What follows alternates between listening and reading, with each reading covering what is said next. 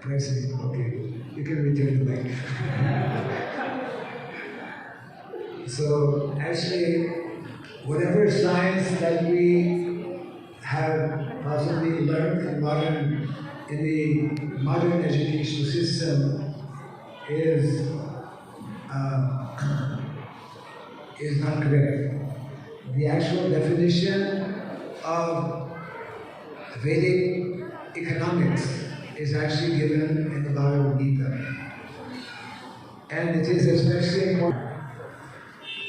So Krishna gives a definition of economy in the following verse. Krishi goraksha vainijam vaisha karma svabhavaja. This is meant to be the norm.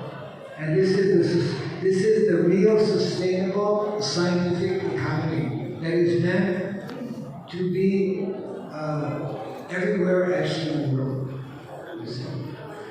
And if we study our Vedic culture, especially from Bhagavad Gita, this was the standard. This was the standard even a few decades ago.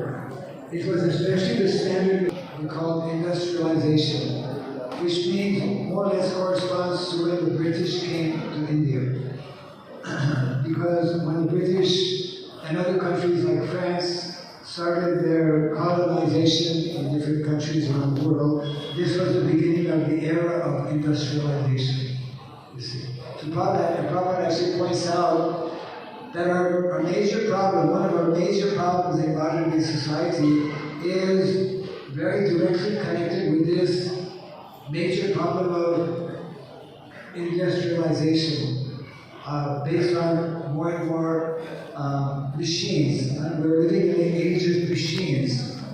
And Prabhupada makes the following important statement also, that the more we become entangled in industrialization and machine civilization, we lose our ability to understand or to take up spiritual life. You see. And we see that actually in the Bhagavatam class very often when people are checking their email. Or their phone, you get a message and people actually leave the Bhagavatam class. The only person who should leave the Bhagavatam class is somebody who's maybe a doctor and on duty, on call.